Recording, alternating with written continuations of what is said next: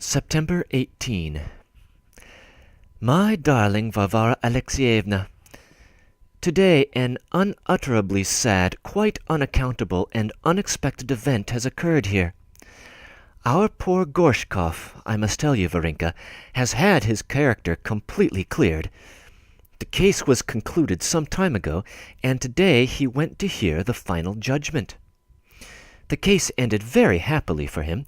He was fully exonerated of any blame for negligence and carelessness. The merchant was condemned to pay him a considerable sum of money, so that his financial position was vastly improved, and no stain left on his honor, and things were better all round.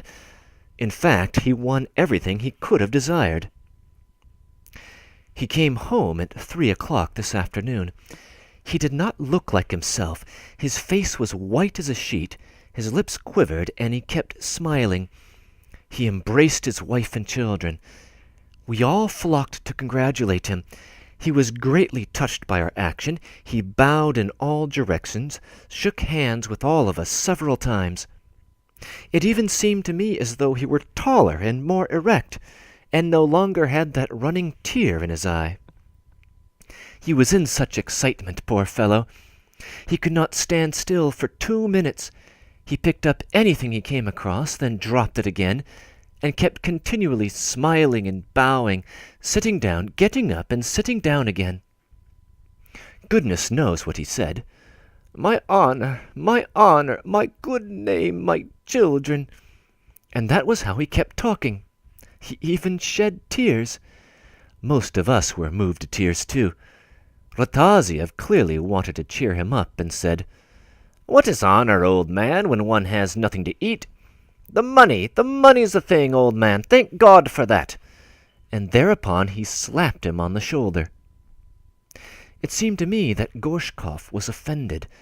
Not that he openly showed dissatisfaction, but he looked rather strangely at Rataziev, and took his hand off his shoulder. And that had never happened before, Varenka. But characters differ. Now I, for instance, should not have stood on my dignity at such a time of joy. Why, my own, sometimes one is too liberal with one's bows, and almost cringing from nothing but excess of good nature and soft-heartedness. However, no matter about me. "Yes," he said, "the money is a good thing too, thank God, thank God." And then all the time we were with him he kept on repeating, "Thank God, thank God." His wife ordered a rather nicer and more ample dinner. Our landlady cooked for them herself. Our landlady is a good-natured woman in a way. And until dinner-time Gorshkov could not sit still in his seat. He went to the lodgers' rooms without waiting to be invited. He just went in, smiled, sat down on the edge of a chair, said a word or two, and even said nothing, and went away again. At the naval man's he even took a hand of cards. They made up a game with him as a fourth.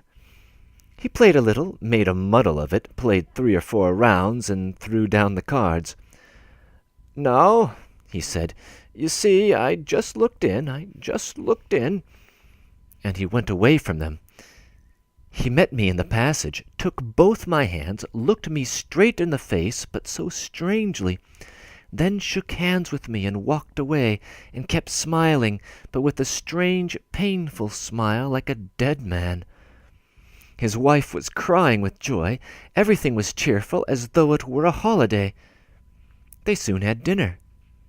After dinner he said to his wife, "I tell you what, my love, I'll lie down a little."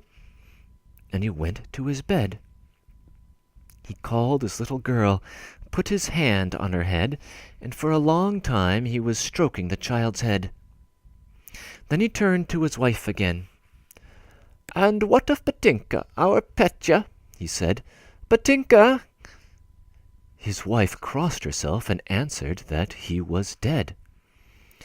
Yes, I know all about it. Petinka is now in the kingdom of heaven."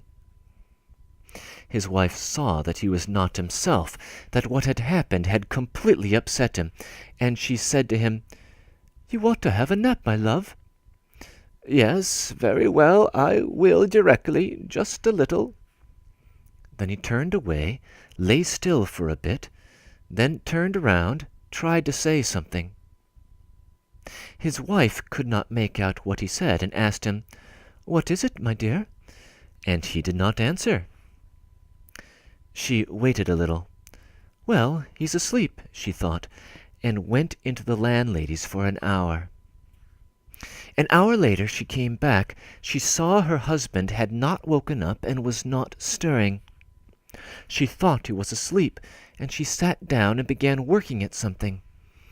She said that for half an hour she was so lost in musing that she did not know what she was thinking about. All she can say is that she did not think of her husband. But suddenly she was roused by the feeling of uneasiness, and what struck her first of all was the death-like silence in the room. She looked at the bed and saw that her husband was lying in the same position.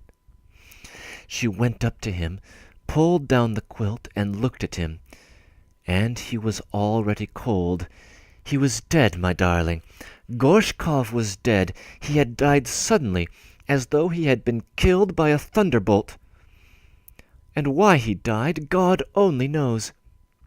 It was such a shock to me, Varenka, that I can't get over it now. One can't believe that a man could die so easily. He was such a poor, unlucky fellow, that Gorshkov, and what a fate, what a fate! His wife was in tears and panic-stricken. The little girl crept away into a corner. There is such a hubbub going on. They will hold a post-mortem, an inquest. I can't tell you just what. But the pity of it, oh, the pity of it! It's sad to think that in reality one does not know the day or the hour. One dies so easily for no reason. Your Makar Dostoevsky.